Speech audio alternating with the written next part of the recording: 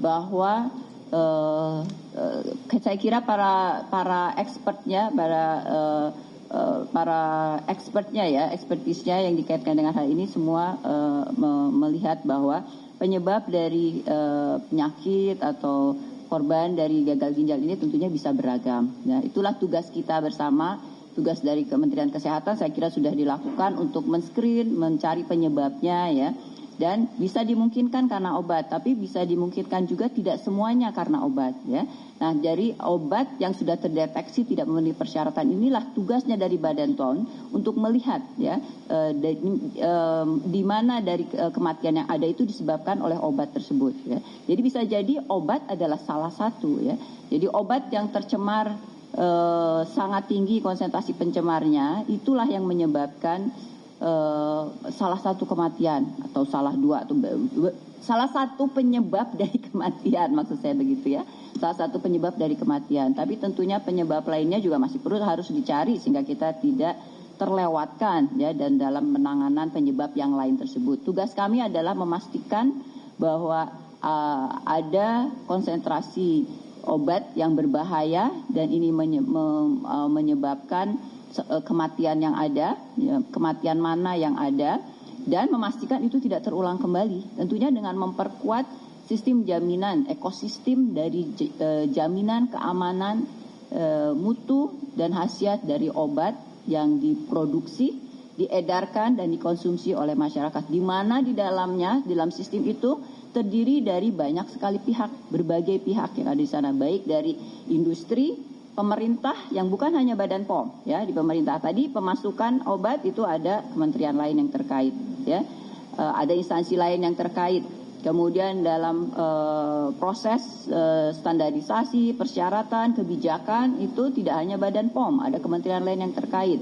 Jadi marilah kita bersama-sama melihat hal ini dengan transparan, dengan pikiran yang terbuka sehingga juga tidak saling menyalahkan ya. Kita sudah belajar banyak dari pandemi kemarin ya. Alhamdulillah kita bersyukur Indonesia masuk jadi salah satu yang sukses menangani permasalahan pandemik, dan saya melihat sendiri kunci yang utama adalah kolaborasi, tidak saling menyalahkan, mencermati malahan mana yang menjadi gap-gap tersebut untuk kita perkuat, karena saya yakin yang namanya krisis ya, seperti kita menjalani kemarin pandemi, krisis itu yang akan mentransform kita, melakukan perbaikan-perbaikan dalam sistem di bangsa ini. Dan itu kalau kita ingin menjadi bangsa yang kuat, bangsa yang pemenang, kita harus melihat ini dari aspek positifnya dan memperbaiki segala hal yang gap, dan tidak menutupi gap-gap yang ada, dan itu adalah sikap Badan POM yang akan dibawa oleh Badan POM.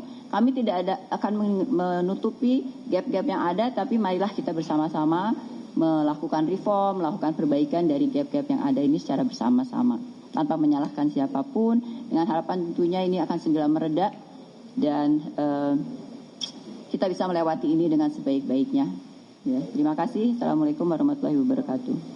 Terima kasih banyak Ibu. Kami undang rekan-rekan media untuk bertanya. Silakan yang hadir luring terlebih dahulu. Satu-satu sebutkan nama dan medianya dari mana. Selamat siang Ibu, saya Fedriska dari Kompas TV. Ada dua hal yang ingin saya tanyakan terkait dengan respon cepat yang tadi Bu katakan bahwa ada sanksi administratif dan juga sanksi perdata. Mungkin bisa disampaikan Bu seperti apa update-nya saat ini. Dan yang kemudian yang kedua terkait dengan cemaran pelarut tadi begitu Bu. Apakah ada kemungkinan begitu untuk ditemukan di produk-produk lain begitu, apakah kosmetik, makanan dan yang lain begitu, karena kan baru-baru ini diketahui juga bahwa cemaran ini ditemukan di larutan vape gitu ya Bu ya. Ini bisa dijelaskan Bu, terima kasih.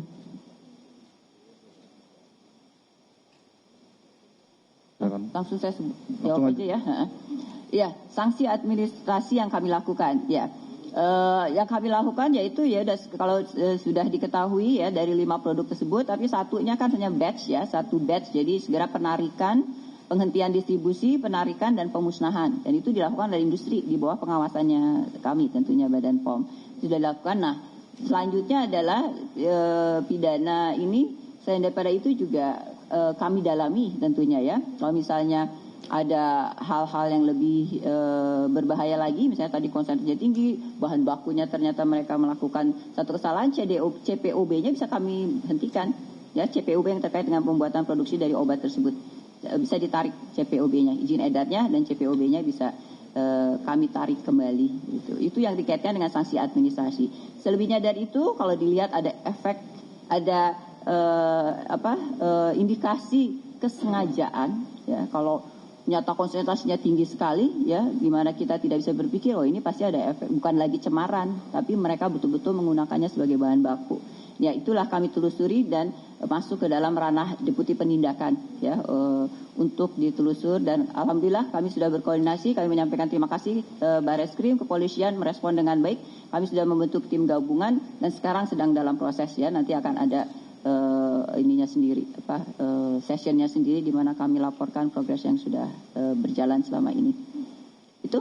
Oh ya, yang kedua, pencemar di produk lain. Ya, kami sedang menelusur. Nanti dalam kesempatan yang lain, ya, kita dalam press conference yang selanjutnya kita sedang melengkapi dulu data-data yang ada di dalam list 102 itu juga ada komponen produk obat tradisional dan suplemen vitamin itu yang cair. Nah, itu sedang kami cermati, telusuri juga. Dan itu umumnya memenuhi syarat. Tapi ada yang kandungan, ada yang menggunakan kandungan. Ada ya. Nah, itu ya saya belum terlalu fix, ya. Nanti kita adakan press conference khusus, ya, dari obat tradisional, suplemen, ya, liquid untuk anak itu. Kemudian juga kemungkinannya dalam kosmetik juga. Jadi segera juga saya sudah menugaskan Kedeputian Bidang Pengawasan Obat Tradisional, Kosmetik, Suplemen Kesehatan, dan Kedeputian Pengawasan Pangan dalam penggunaan dari bahan-bahan pelarut ini di produk-produknya, ya, di pangan. Ini sedang dalam proses. Tentunya kalau ada yang berbahaya sudah kami lakukan penghentian yang sama, tapi hanya belum kami laporkan saja, ya. Nanti ada press conference khusus yang dikaitkan dengan ini.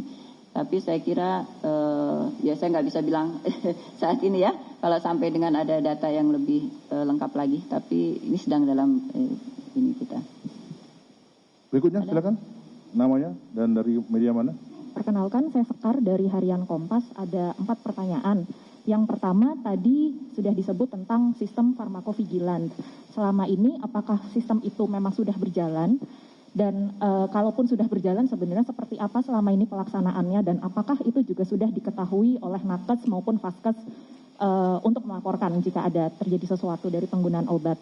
Yang kedua, tadi dari 69 obat yang sebelumnya sedang diuji, 23 diantaranya sudah dinyatakan aman walaupun mengandung bahan cemaran tapi masih di bawah ambang batas aman. Nah, dari 23 itu apakah juga masih boleh dikonsumsi? Karena sebelumnya Ibu Penny bilang pemerintah mengatakan bahwa agar obat-obat yang mengandung 4 pelarut itu agar tidak digunakan lagi. Apakah 23 obat ini masih akan tidak apa-apa beredar atau mungkin akan ditarik ke depannya? Yang ketiga, tadi ada 2 industri yang sedang menjalani proses hukum. Ada indikasi apa yang sudah ditemukan sehingga mereka layak untuk dibawa ke proses hukum? Pertanyaan terakhir, tadi BPOM mengatakan agar ke depan bisa lebih mengawasi pemasukan bahan baku pembuatan obat, senyawa-senyawa. Selama ini wewenang itu berada di tangan siapa? Itu saja, terima kasih. Ya. Yang ketiga, ya, masukan bahan baku yang pharmaceutical grade selama ini sudah ada di Badan POM, ya, itu masuk ke kategori larangan dan pembatasan, ya. Jadi import yang masuk ke dalam larangan dan pembatasan, ya, istilahnya, sehingga masuk ke dalam SKI Badan POM harus mendapatkan dulu izin surat keterangan import dari Badan POM baru boleh masuk. Dengan demikian akan diverifikasi dulu oleh Badan POM dalam hal ini, ya. Nah, itu untuk bahan baku yang pharmaceutical grade, sehingga masuknya juga ke diimport oleh pedagang besar farmasi, ya, itu, ya. Jadi sudah ada persyaratan yang ketat di situ. Namun untuk cemaran, untuk pelarut PG dan PEG dan sorbitol glycerin juga? Enggak, 2 aja. Oh, 2 itu, ya, yang import, ya, yang 2 ini udah diproduksi dalam negeri. Tapi yang import itu PG dan PEG, polyethylene glycol dan propylene glycol dan polyethylene glycol itu diimport, namun masuknya ke non lartas, non larangan dan pembatasan, sehingga masuknya ke Kementerian Perdagangan, ya, melalui pemasukan di Kementerian Perdagangan bersama-sama dengan bahan-bahan kimia yang non farmaseutical lainnya, ya. Nah, sehingga Badan POM tidak bisa melakukan verifikasi, ya, terkait hal tersebut, dan bisa saja terjadi tadi tumpang tindih di pedagang besar pedagang kimianya, ya, supplier kimianya, jadi campur aduk di sana mungkin, ya. Jadi kalau ini kan kalau sudah dalam SKI berarti masuknya ke PBF atau importir yang lainnya khusus bisa. Untuk industri farmasi ke PBF. Iya, industri farmasi. Oh iya, berarti kan pharmaceutical grade. Ya, makanya harus dipecah. Jadi dia harus dipisahkan, ya, pelarut tersebut PBKG itu, satu yang masuk ke industri farmasi berarti harus pharmaceutical grade. Harganya pasti lebih mahal karena harus ada pemurnian, ya. Tapi yang akan digunakan oleh industri non farmasi tidak perlu pharmaceutical grade karena dijadikan obat dan dikonsumsi manusia. Itu bisa masuk ke yang tidak perlu SKI Badan POM, ya, tapi ke penyalur bahan kimia biasa misalnya, ya, tidak harus pharmaceutical grade. Itu satu hal, ya. Jadi kalau sudah masuk ke non SKI ke Badan POM tentunya bisa diverifikasi dan dalam kendali Badan POM dalam hal ini. Tapi bahan baku yang lain sudah masuk, ya, pharmaceutical grade, ya, bahan baku yang pharmaceutical grade itu bisa, ya, masuk ke industri melalui SKI Badan POM. Hanya ini solvent ini belum, salah satu, mungkin ada juga yang lain mungkin, ya. Mungkin yang kita belum tahu. Tapi yang ini pelarut ini demikian, belum melalui Badan POM. Kemudian dari 23, kan ada kebijakan pemerintah, ya, sampai dengan saat ini bahwa tidak menggunakan dulu obat yang menggunakan pelarut tersebut, ya, sampai sistemnya tertata dengan baik dulu. Saya kira itu sampai sistemnya tertata dengan baik plus dengan sampai pengujian yang dilakukan oleh Badan POM selesai, ya. Ini, ya, tentu akan memakan waktu juga karena banyak, termasuk juga kami meminta industri farmasi yang industri farmasi itu saja, ya, farmasi yang menggunakan pelarut tersebut untuk masing-masing mereka, dan ini memang kewajiban mereka sebetulnya untuk juga melakukan. Jadi untuk produk-produk yang menggunakan pelarut tapi di luar 102 obat, ya, list 102 obat yang diserahkan oleh Kementerian Kesehatan karena itu yang dikonsumsi oleh pasien. Nah, untuk produsen industri yang punya obat yang lain tapi menggunakan pelarut tersebut untuk segera melakukan sendiri, ya, kalau enggak nanti kami Badan POM akan melakukan, tapi biar percepatan juga industri farmasinya melakukan sendiri pemeriksaan dan menyerahkan pada Badan POM. Ya, saya kira sudah ada beberapa industri farmasi besar yang mampu untuk melakukan pemeriksaan sendiri dan sudah menyerahkan ke kami, sehingga bisa jadi data kami mana saja yang tidak memenuhi persyaratan, dan itu harus segera kita lakukan tadi, ya, proses-proses selanjutnya untuk tindak lanjut hasil pengawasan dengan sanksi, dengan langkah-langkah langkah-langkah kehati-hatian, ya, dengan sanksi dan sebagainya. Itu sudah kami minta juga untuk industri. Jadi saya kira memang belum bisa dikonsumsi, ya, yang mengandung bahan pelarut tersebut. Saya kira pemerintah melakukannya untuk unsur kehati-hatian untuk saat ini. Tapi kan tadi sudah cukup banyak, ada 198 ya yang tidak mengandung pelarut, dan mudah-mudahan itu bisa menjadi substitute, ya, dari produk yang obat yang dibutuhkan. Pharmacovigilance. Tadi pertanyaannya apa, ya, pharmacovigilance? Apakah sudah berjalan? Sudah berjalan, ya, dan sudah diketahui, dan sistemnya kan ini ada aplikasinya, ya. Iya. Ada aplikasinya, Badan POM selalu melakukan sosialisasi pada para tenaga kesehatan, hanya penggunaannya masih kurang. Dan itu yang kami himbau ke depan ini, dengan adanya peristiwa ini, kami menghimbau untuk para tenaga kesehatan pada sistem pelayanan kesehatan yang ada di rumah sakit, di klinik-klinik untuk memperhatikan dan melakukan pharmacovigilance ini. Artinya adalah pencatatan obat dari setiap pasien itu betul-betul dilakukan. Obat apa, mungkin sampai ke batch-nya, ya. Ya, jadi obat bukan hanya nama obatnya, batch itu sangat penting. Kayak ini kan temuan ada satu yang TMS tapi cuma satu batch lainnya baik, ya. Itu dimungkinkan. Nah, batch itu yang akan kita musnahkan, kita tarik dan kita musnahkan. Jadi sampai ke nomor batch-nya dicatat. Saya kira kalau di luar negeri seperti itu, ya. ada ini yang ditempelin di laporannya, nama obat sampai ke batch-nya dan sebagainya. Itu penting sekali untuk setiap pasien.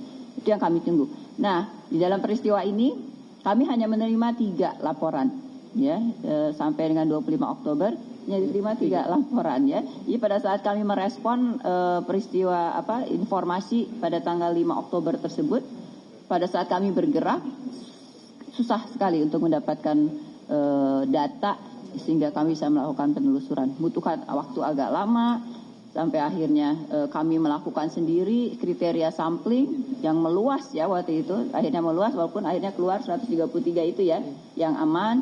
Kemudian kami melakukan pengujian juga di awal.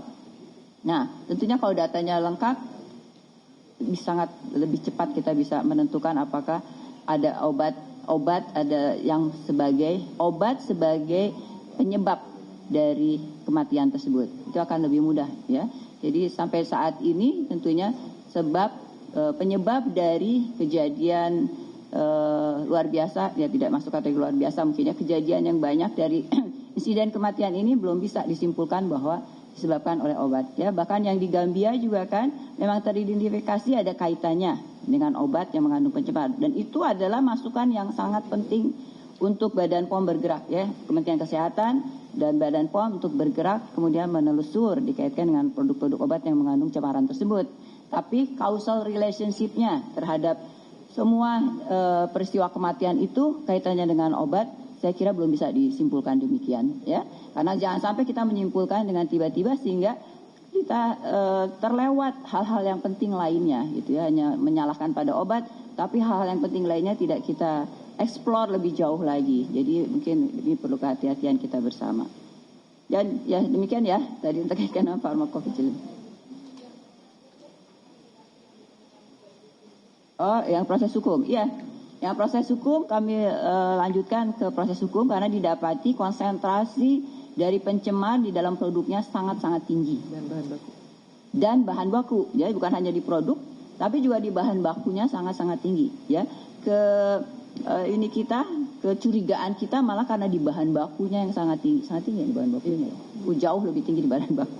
Artinya itu bukan lagi pelarut PEG. Bisa jadi itu adalah sudah si DG dan EG itu, ya, sebagai pelarut, ya. Dan itu yang menjadikan curigaan kita ada unsur kesengajaan sehingga masuk ke ranah pidana. Tapi itu ditelusur lebih jauh lagi, ya. Nanti ada laporan khusus. Oke. Terakhir, Metro TV silakan. Selamat siang, Bu. Saya Bianca dari Metro TV. Ingin menanyakan untuk terkait komunitas pasien cuci darah yang menyoroti di mana kinerja dari BPOM sendiri untuk kira-kira tanggung jawabnya seperti apa, Bu, untuk kinerja dari kasus gagal ginjal ini, serta apa yang akan dilakukan ke depannya, seperti itu. Dan yang kedua, ingin menanyakan untuk mekanisme kerjanya sendiri dalam memeriksa kandungan, komposisi, dan izin ini akan seperti apa, Bu? Itu yang ingin saya tanyakan. Metodologi pemeriksaan, ya. Ya, yang pertama apa sih pertanyaannya? Ini, Bu, terkait untuk dari komunitas pasien cuci darah. Itu kan mereka menyoroti, ya, Bu, ya, kinerja dari BPOM yang dinilai gagal seperti itu. Kira-kira ini bagaimana dari BPOM sendiri untuk bertanggung jawab terhadap kasus ini? Seperti itu yang ingin saya tanyakan. Ya, saya jawab dulu deh itu yang pertama. Katanya ya nggak tahu lah, ya.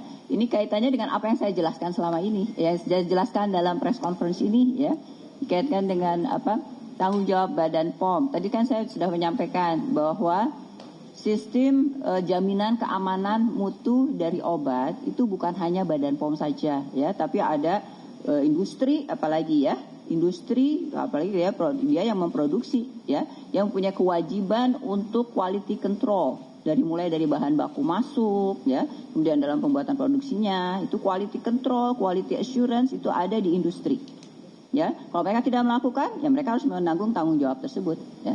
Nah, Badan POM melakukan pengawasan, menetapkan standar untuk melakukan pengawasan dan melakukan pengawasan, mereview dan sebagainya, dimulai pre-market, post-market kita lakukan, dan juga sampai men-setup pharmacovigilance. Jadi, Badan POM sudah membangun sistem yang kuat. Kami sudah melakukan pengawasan yang sangat ketat kalau untuk obat ini, sangat ketat dibandingkan kosmetik, pangan itu beda cara pengawasannya dibandingkan obat, sangat ketat sekali ya.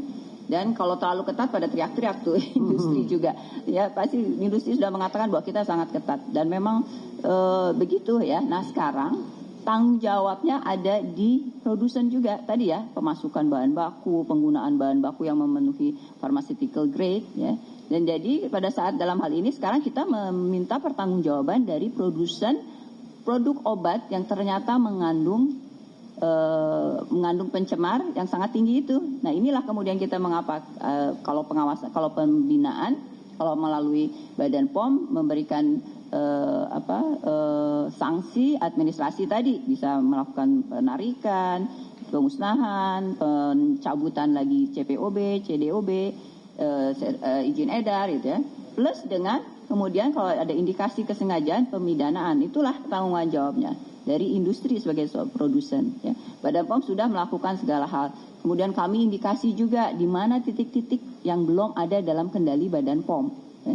Yang dalam belum ada kendali tadi sudah disampaikan kan, pemasukan bahan baku karena itu sangat penting sekali ya.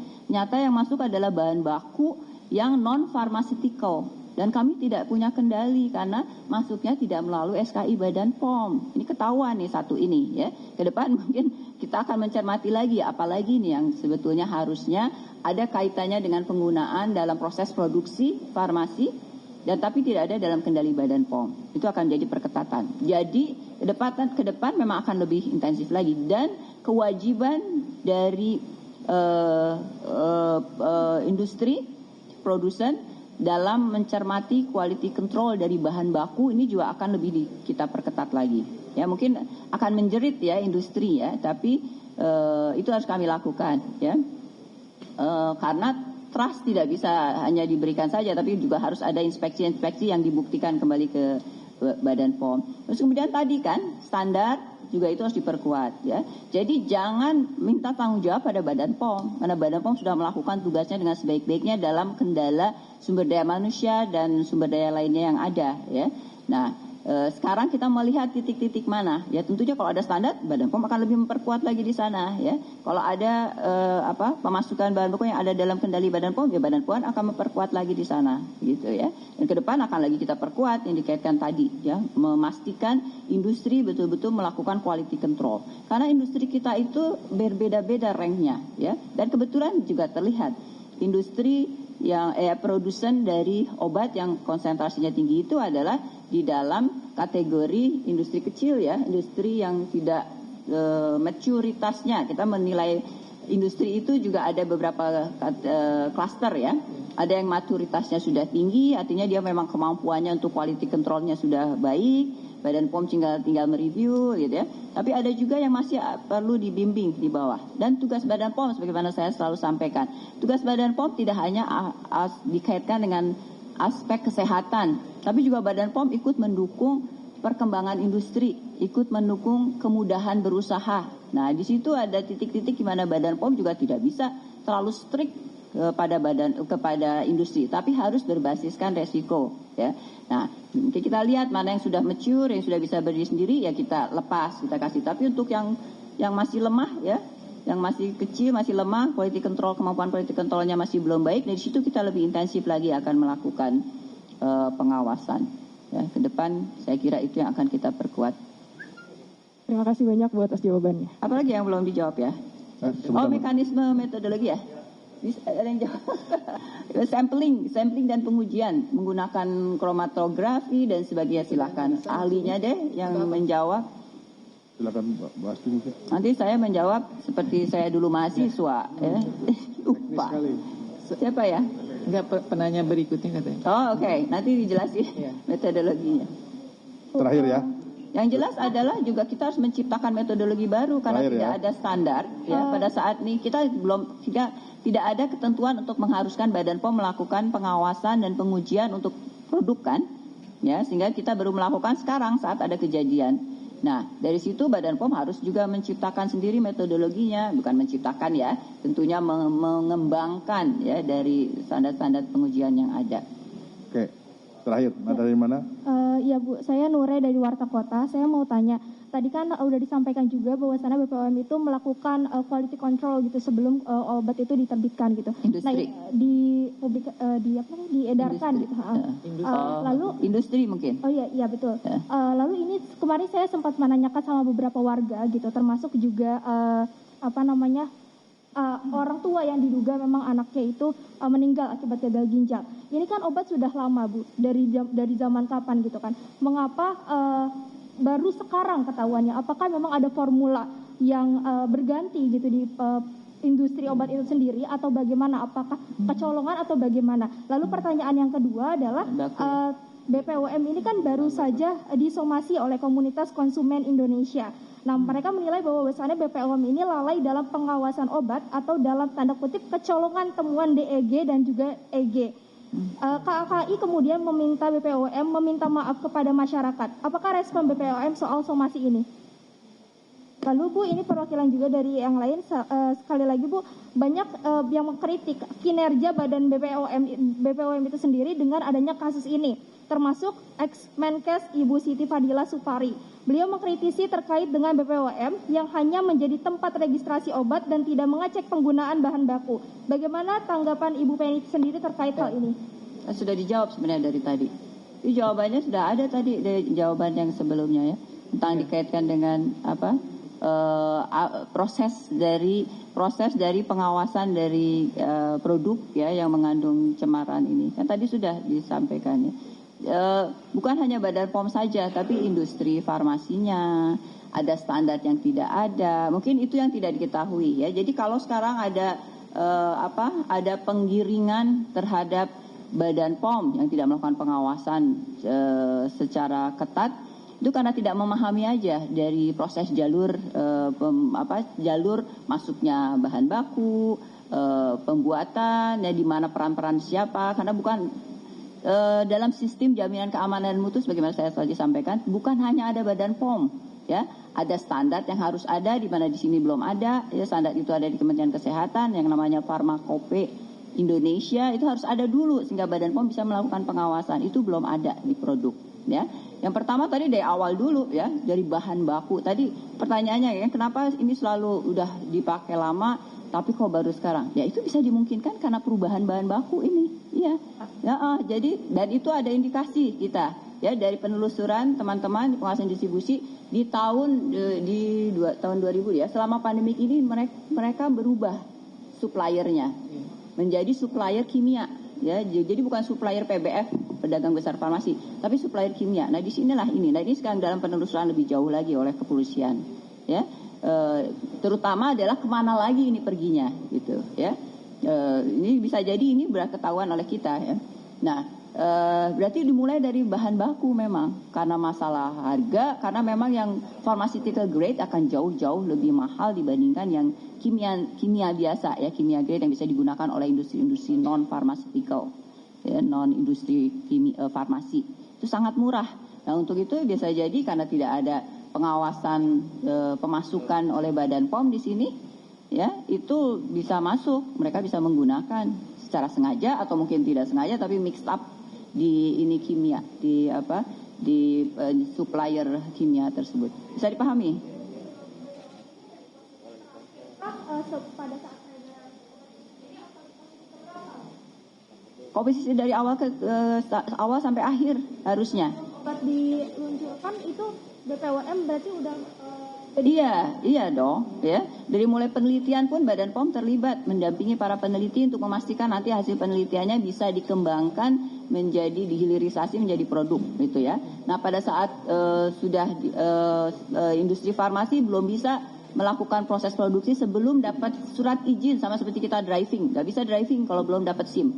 Ini dia belum bisa dapat, kalau belum dapat CPOB, dia dicermati oleh Badan POM dulu. Kalau udah dapat CPOB, ini adalah tanggung jawab. Kalau dari saat diberikan CPOB, akuntabilitas ada di industri, bukan lagi di Badan POM. Kalau ada masalah perkara ini, jangan ke Badan POM. Kita lihat lagi lebih jauh lagi.